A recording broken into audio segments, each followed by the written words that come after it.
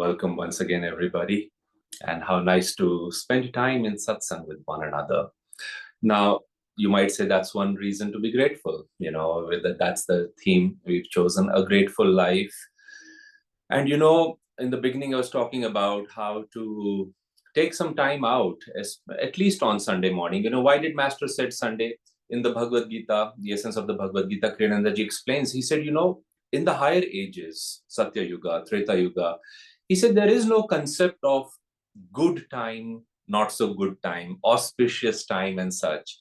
He said, because it is understood everything is divine. It's when we start coming into you might say from Satya Yuga, lower down into Treta, into descending Dwapara, descending Kali Yuga, that one needs that clarity. When is a good time to meditate? When should I think of God? How do I think of God and do my work? But otherwise, everything is divine. God alone exists. And we who find ourselves seemingly separate from Him because of the power, the delusion, the sway of the ego, we must try to overcome the ego and do certain things. And so it is that why did Master say Sunday? Because the world is so arranged that Saturday, Sunday are usually off days. And Master recommended that Saturday be for chores and fixing the house, spending time with family. And he said Sunday morning, especially, take some time out. But again, it could be any time. I don't want you to not think of these teachings because your Sunday morning might be otherwise busy. But, why should we be grateful about things? On a very simple level, just look at somebody who has very little. In my background as a doctor, I saw this. We were in a tertiary care center in New Delhi, St. Stephen's Hospital, and it was the referral center for many missionary hospitals, many far-flung hospitals across North India. And what happens is sometimes somebody doesn't have money. They have, of course, a serious disease, a cancer, or maybe some surgery did not go very well in the peripheral area, and they are referred. And then, of course, the place was in Delhi, so people were coming from Delhi all the time. And you would see, I saw that, there was those who had a gratitude, those who had, they were very quiet many times. They were not so expressive. Certainly, they were not upset about some things. And yes, there is room for being upset if somebody's not doing their job. Maybe you have to voice it and remind them. But I'm talking of the general attitude that people came in with. And then, some people had this feeling that, oh, I'm a VIP, I'm important. Do you know who I am? You hear that all the time. And, I saw it really affected their outcome. For one, it affected the mood of the doctor. It's not to say the doctors are going to do a bad job, but you have to be sensitive about these things. Imagine you upset somebody and they're going to cook for you. Well, a master chef once told me, and he was doing a cooking class for some of our devotees, and he said, never enter the kitchen if you're angry. He used to cook for Swami Kriyananda ji, and we had invited him to give us some tips. His first tip was, don't cook. So the point is, and those who expressed gratitude for the services they were getting, for whatever challenges, the karmic things that may have happened to them, first of all, they come out easy. We all know that. But let's take a look. In this particular satsang, I want to focus a little bit more on a devotee's standpoint, from a kriya, from a soul evolution, from that standpoint. A disciple, a person who is a truth seeker. Unanimously, all saints who have found God, by and large, have declared, and in some other traditions they have hinted, but because their context does not allow maybe to speak of reincarnation or the soul's journey that much, but think of Jainism, Buddhism, Sikhism, Hinduism, of course, many other traditions, in Sufism, that they speak. And even frankly, many Christian saints, where unfortunately in the 3rd century, the teaching of reincarnation was removed from the teachings of the Bible, it did so much damage. But anyway, the point is, the soul, Yogananda ji said, you see, what is the soul? It's a part of God. You and I may feel sometimes doomed, but Kriyananda ji said that cannot be. He said, he asked Yogananda, can the soul, somebody had told him, so-and-so soul is destroyed. And Swami thought, wow, really? Can that really happen? So he asked Master, and Master said, oh no, That cannot happen. The soul is a part of God. It's on a journey. First, it goes through the mineral incarnations, plant incarnations, animal incarnations. And just to give you an idea, somebody asked Kirananda ji, how long? He said, a rock. He says, they have a long life. And Swami said, I know. He said, it's a long journey. Fortunately, we are not aware of it. We means I, the soul, the ego. The soul is encased in the human form. Finally, when it reaches the human incarnation, the sense of individuality develops, which is why you and I are here. We want to go back home. We are feeling a sense of separation. You may have everything in the world, and there are so many stories around that. And you still feel a sense of lack because we don't have God. So the measure for a devotee is, am I grateful that I've come so far in the journey? Am I grateful that I'm a human being? Now, yes, being a human being also puts on the minor burden, if I have to call it that, even though it's not that, it's a duty, it's a responsibility. But the fact that we have to find God, and it's an uphill climb, and that uphill climb can sometimes make us feel dejected, sad, or it's too challenging. But again, instead of feeling bitter about it, let's see what are the things we have at hand. What can I do about this? Am I using? Imagine somebody's crying over some issue and somebody reminds him, but you have the money for that, but you have people who can help you. Once Yogananda ji, who wanted to buy Mount Washington, and at the last time the money was not coming, he didn't know how he would raise the money, and he said a gentle gust of wind went through his room, and the curtains moved in the direction of the wind, and the wind came on his face, and he felt God telling him, look at that telephone over there, pick up the telephone and call some people. And he did, and the money came. The point is, God is trying to help us see his ways, and when we can do that, we feel a sense of joy, we feel a sense of growth, we feel a sense of becoming strong in that way. Now, let us look at some of the techniques that many times we can keep to the side and not feel much gratitude for.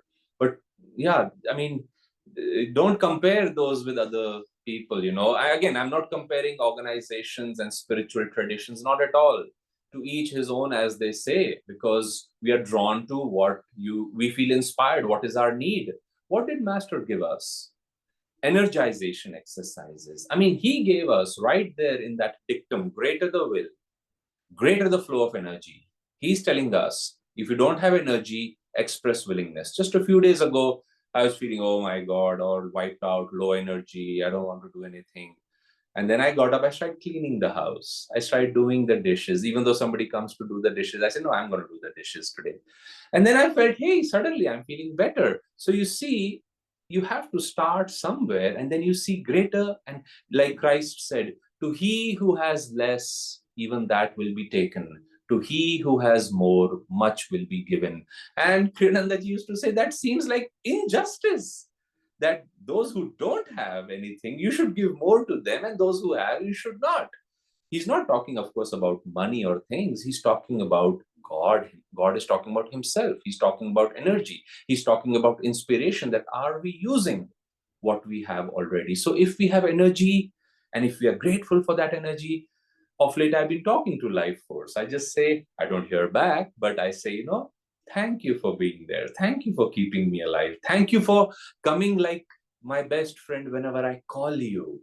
Just help me remember that I need to talk to you. So these simple things, don't keep the technique like a physics equipment or lab equipment on one side. It's not inert. These things are going to introduce, and they daily introduce us to God if we approach them with that joy and gratitude and reverence.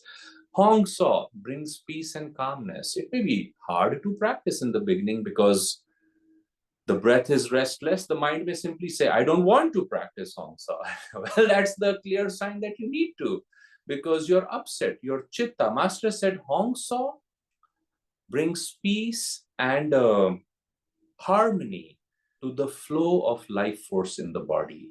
If the life force is disturbed, emotions are disturbed, well, we need to practice Hong-Sau. It can take us to God, Kriyanandaji said directly. One time, one of our acharyas was having the thought, oh, now that I have Kriya, I don't need to practice Hong-Sau. She said, just in that moment, a phone rang. Kriyanandaji was on the other side and he said, hello. He said, I just came out of a seclusion and I had an insight over there, which I thought I'll share. He said, it came to me very clearly that one can reach God just by Hong-Sau alone. Wow, how beautiful. Are we talking to Hong-Sau with that attitude? Are we saying, let me find out who you are? Interestingly, the word Hong-Sau does not belong to any language. As you may know, and by the way, if anyone does not know what is Hong-Sau, it's a beautiful technique of concentration that Yogananda taught.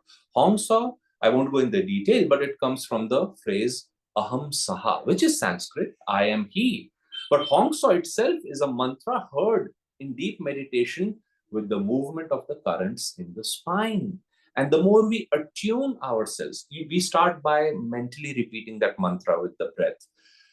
But the more we become friends with that mantra, the more we prove that we want to spend time with it. Master would spend 7, 8 hours as a boy sometimes. And he said again and again and again, he would go into the breathless state, which is a gift that comes from that mantra. So think of that. Om technique.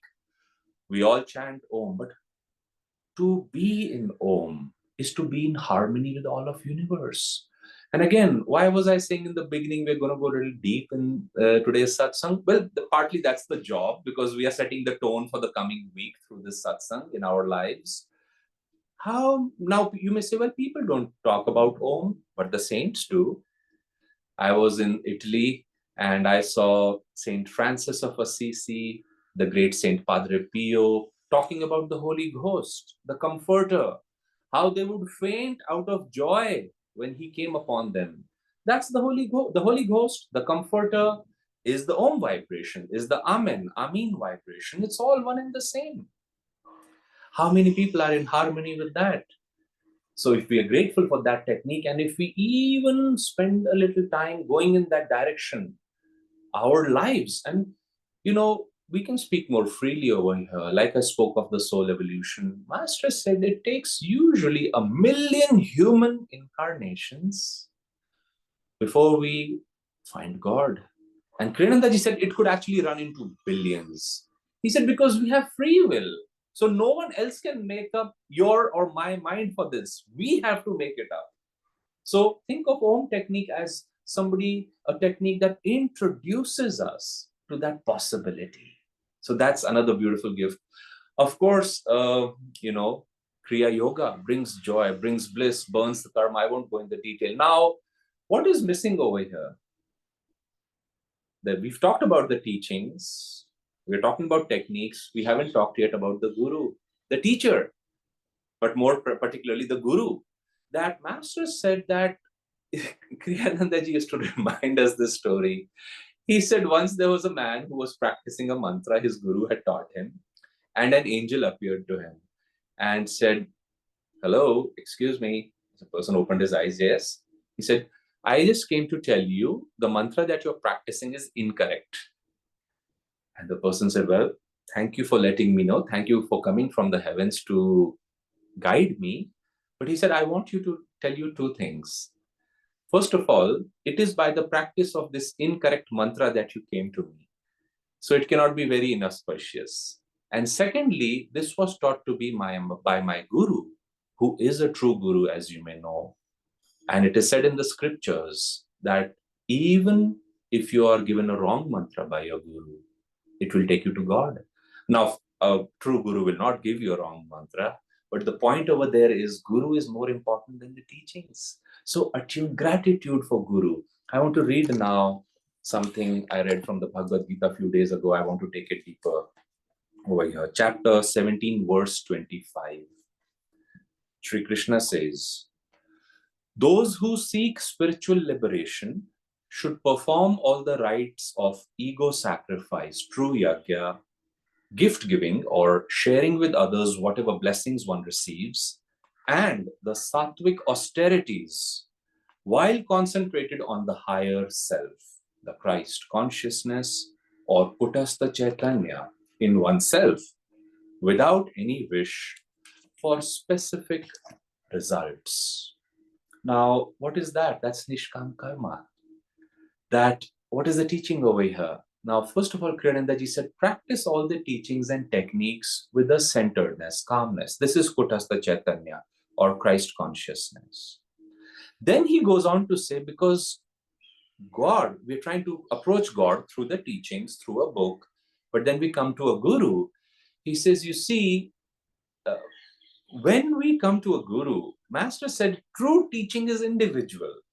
Master gave Kriya to everybody. He had disciples, but he had everybody doing something different because that was their need. His emphasis on those things was different. So the point is, how does one then express one's gratitude? How does one return energy back to one's guru? And Kriyanandaji says, in the beginning, you bring fruits, flowers, we may make a monetary donation and things like that. And that's good. What are those things? They're symbols. You feel, why do you make somebody a cup of tea? Why do you embrace somebody? Why do we bow before others? Why do we say hello? Why? Because we are feeling, our heart is moved by somebody's act or presence, and hence we do something about it. We make an outward gesture for it. Well, Kriyanandaji said, but more important is mentally, inwardly talking to the Guru, especially again and again offering oneself, all that one has and all that one is to the Guru. Now let's think about it. One may say, everything that I have, everything that I am, then what about me? Well, the point is we have to get tired of that, first of all. Kriyanandaji said he came from a wonderful family, he had wonderful skills. That's what his friends and teachers told him, his parents told him. I mean, everything was there, but he said, I wasn't happy. I wanted truth. So the point is, are we done with duality? Are we done with the ego? Or do you still want to wear that constricting crown of the ego and say, well, do you know who I am? It's like you don't know who you are, which is why you're saying, do you know who I am? So the point over here is that a guru is not here to bless us so problems don't come. I'll read you some lines from Revelations of Christ. Actually, the real tests start coming once we come on the spiritual path, because till then, friends, family, our own ego may tell us not to face these things. Like a little child, he says, why do I have to go for exams?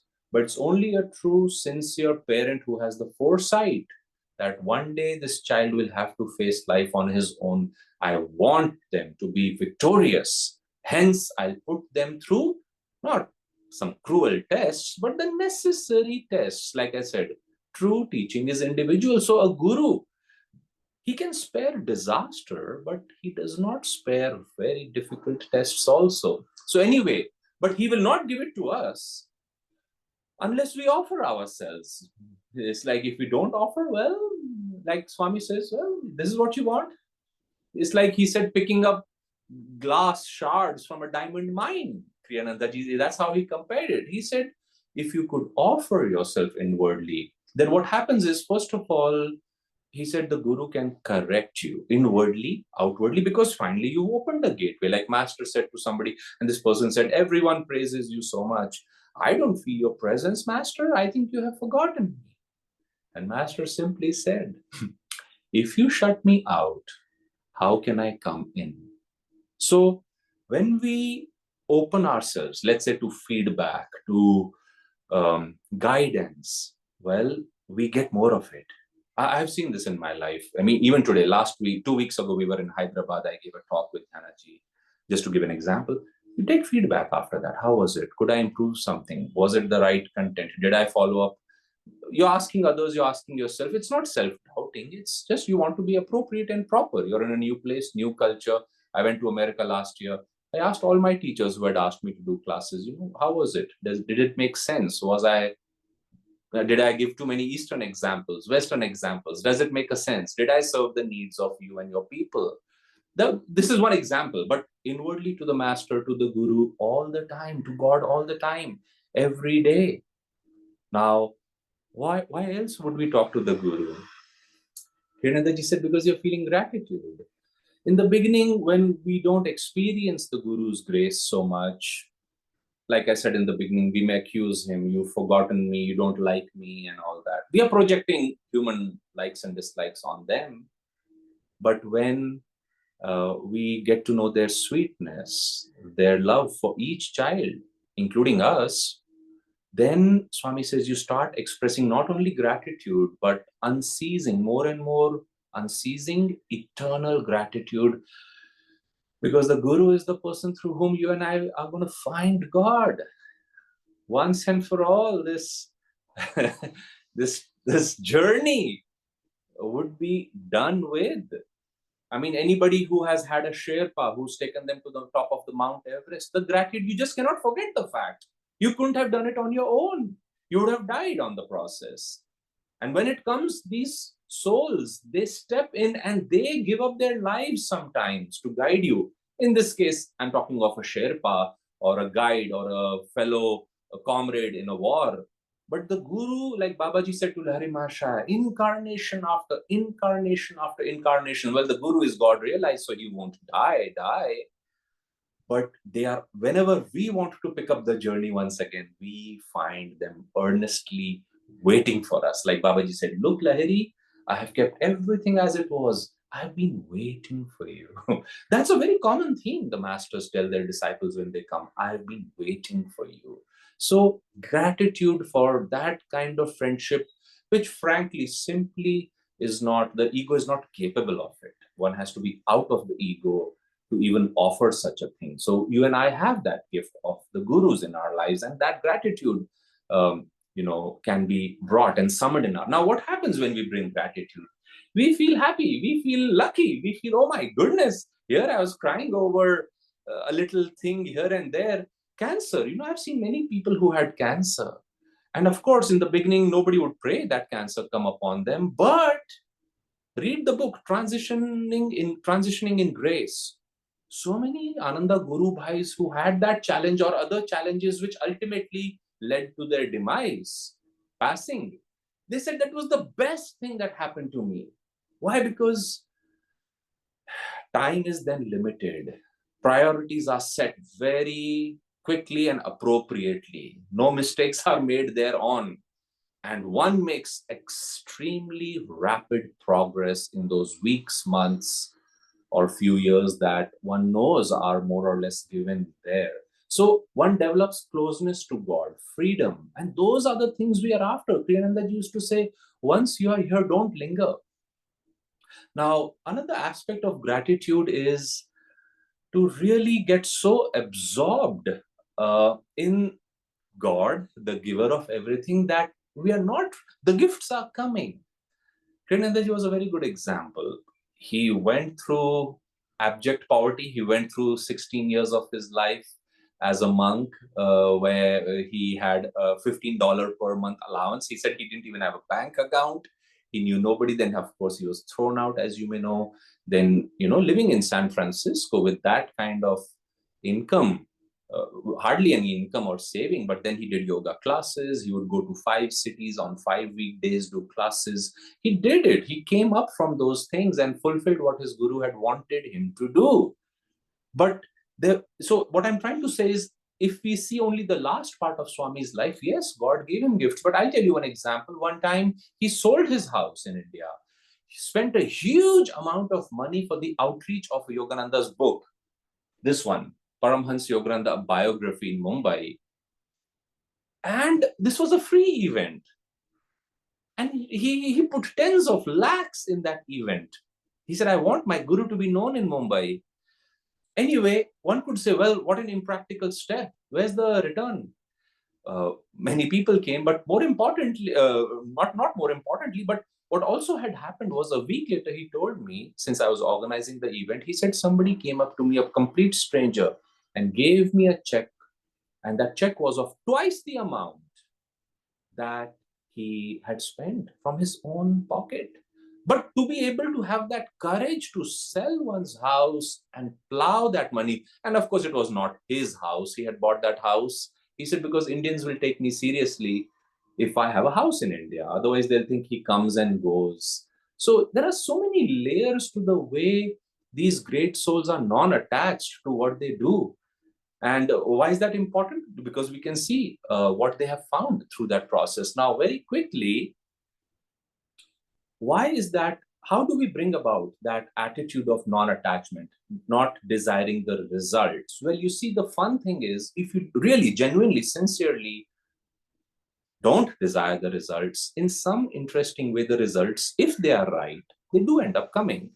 But the important thing is to not thinking, oh, I know they're going to come. No, you will be brought to the point where you don't want them and they may not come. And like Master said, at the 11th hour, he said, Divine Mother likes to keep my life interesting. And if they don't come, they don't come, because at least, and more importantly, God is coming to us. So Kriyananda ji said, what happens, and we have to protect ourselves from these attitudes. He said, let's say we are meditating.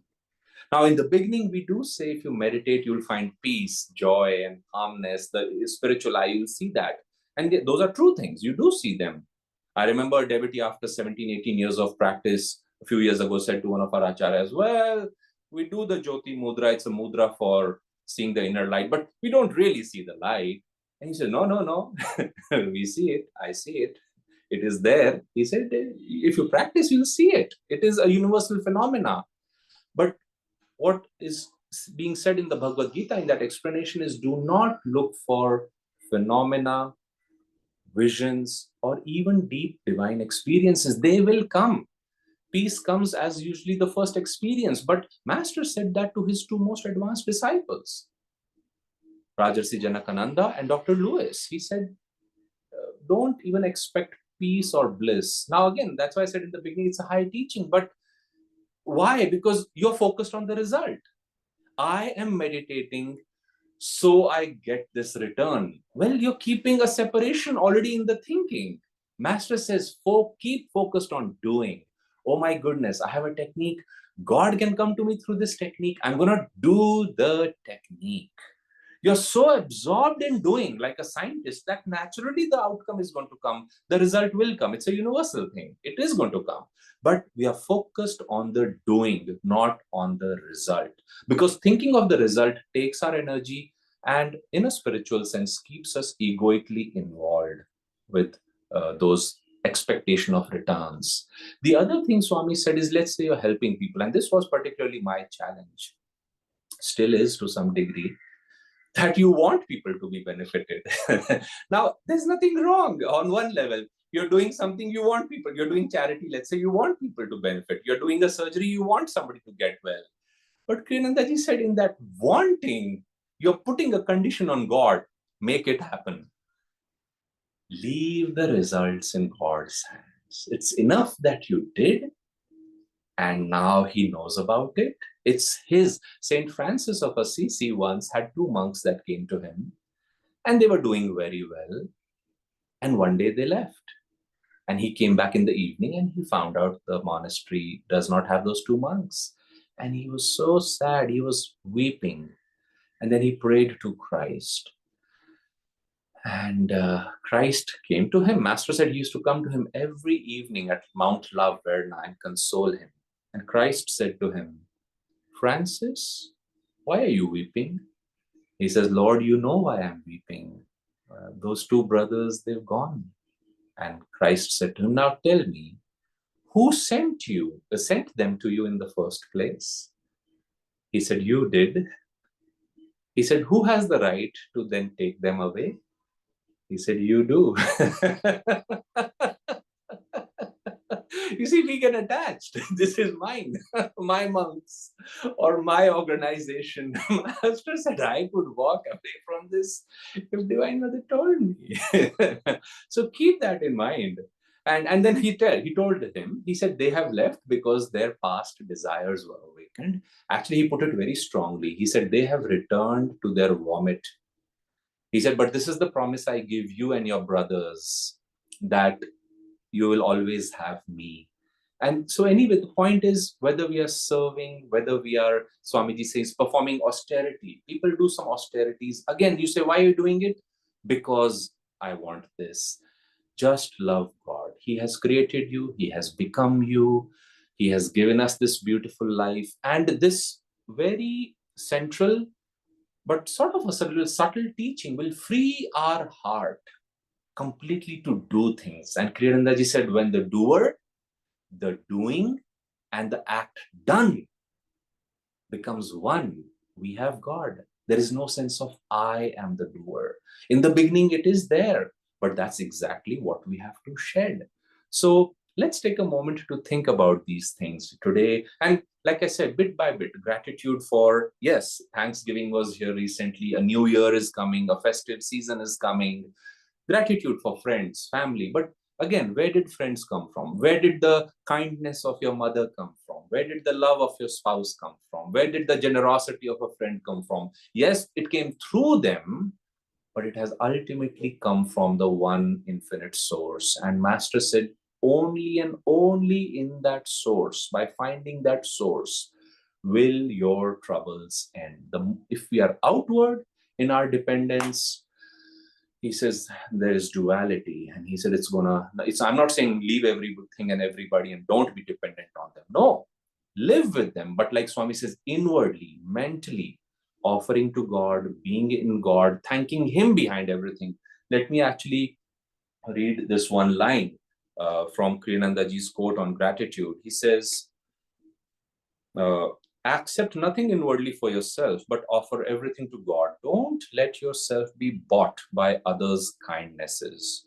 Be grateful to them, above all in your soul, by blessing or praying for them.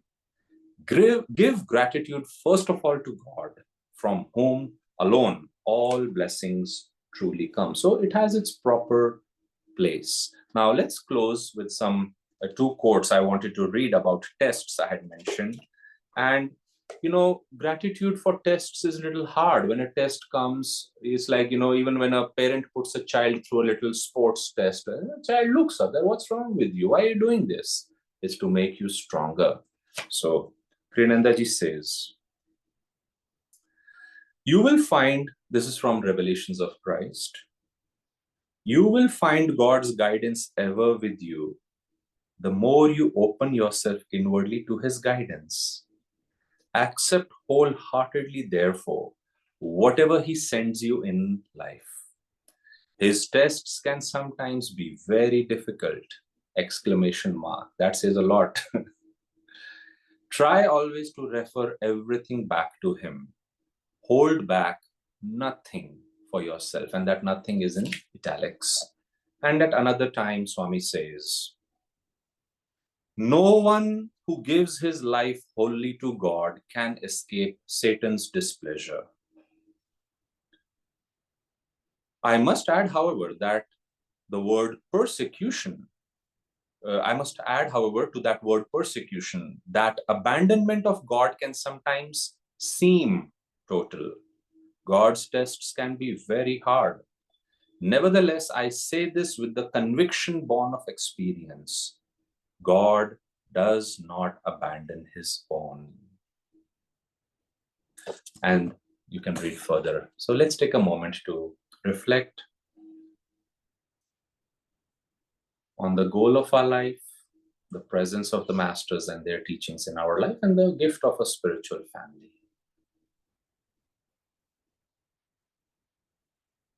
Om Shanti.